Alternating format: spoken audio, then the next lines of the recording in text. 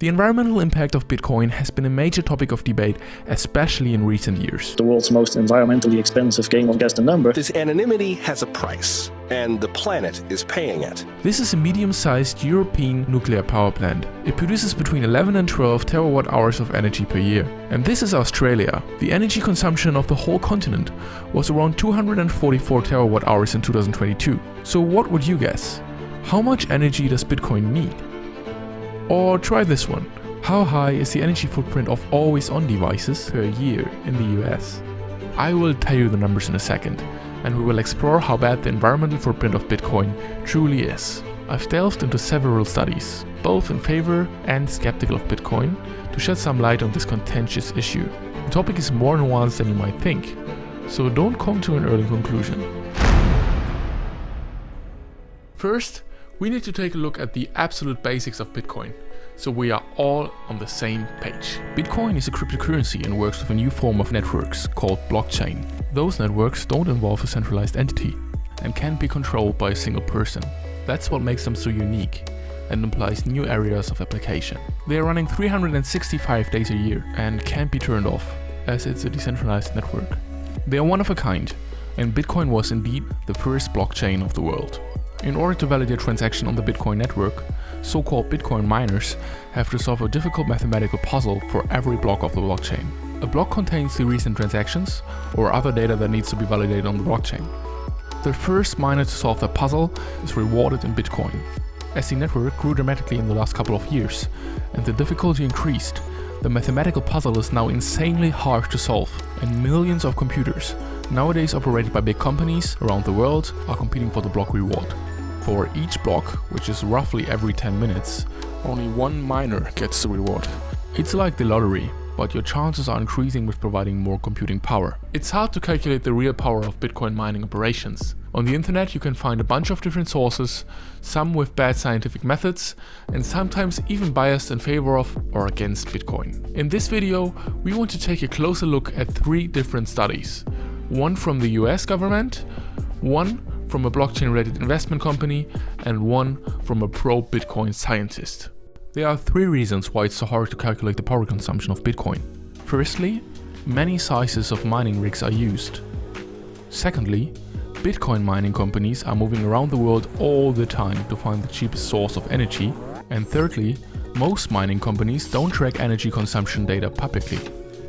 Let's start with the conservative study from the US government.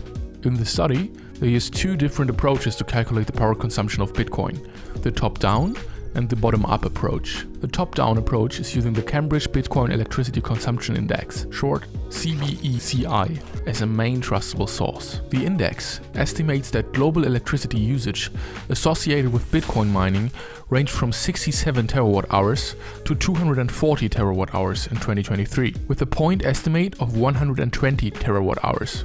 To give you some context, the estimated global consumption of electricity during 2023 was about 27,400 terawatt hours. So the energy consumption of Bitcoin equals 0.4379% of the global energy consumption. The bottom-up approach is built upon an extrapolation, using the estimated energy consumption of mining operators in the US. Therefore, they try to identify as many mining businesses as possible and determine a value of 70 terawatt hours for the USA only. The other 2 studies are more Bitcoin favored, but are still in the same range as the Cambridge Index estimated. Galaxy Digital Report is expecting Bitcoin to use around 113.89 terawatt hours per year, using a quantitative approach to get their data. And Michael Kasakar is calculating roughly 88.95 terawatt hours for the year 2023. Alright, so if we estimate the real energy consumption of Bitcoin to be somewhere in the middle of all those values, let's say around 100 terawatt hours, we have slightly under half the energy demand of Australia that is purely used for the Bitcoin network. That's quite a lot. And all the energy solely used to solve that puzzle is basically wasted for nothing, right? Well, not quite that easy. It is very hard to compare Bitcoin to traditional payment systems like Visa or your own bank. Let me explain why. Bitcoin is the first of its kind, the first decentralized network. And that alone makes it very hard to compare to anything old or traditional. Moreover, the nature of Bitcoin makes it rather necessary to compare Bitcoin with the gold industry or the entire banking system, as Bitcoin is not only a settlement layer, nor solely a store of value, and not solely a medium of exchange. It's everything at the same time, while Visa, for example, is only a system to track transactions. Also, the traditional banking system is way more restricted. Citizens from wealthy countries with stable banking systems often take it for granted, including me, but for a huge amount of people, it is not. Also, Bitcoin has a very interesting characteristic. All transactions in Bitcoin are validated in the span of one block, so in about 10 minutes. Bank transfers can take up to 2 days. Furthermore, Bitcoin mining does not only validate transactions, it's also a significant part of the network security. Without a high number of miners, the network wouldn't be as safe. Galaxy Report compared Bitcoin to the gold and banking industry. Please remember, they are, if anything, a little more Bitcoin favored. Galaxy Report tried to estimate the total energy consumption of the global banking system, and they came to the following conclusion. With the publicly available information that we could find, we estimate the banking system uses around 263.72 terawatt-hours of energy each year, although they also stated that banks just need to self-report to make a very good calculation. For the gold industry, they estimated the value around 240 terawatt-hours. So both numbers are around twice as high as the Bitcoin network consumption. By the way, here's the number of always-on devices in the US only. It's around 1,375 terawatt-hours. To get a better understanding of mining, we need to take a look at the positive and negative traits of Bitcoin mining to get some context here. So let's take a look at Bitcoin mining. There are definitely some positive traits that Bitcoin mining comes with. In a certain way, Bitcoin miners can actually contribute to stabilize the power grid.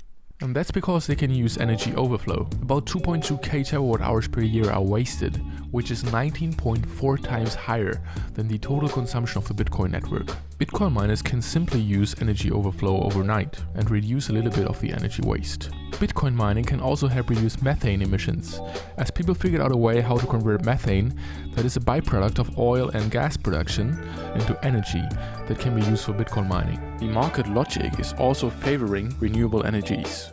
In January 2024, over 54% of the Bitcoin network is powered by renewable energies.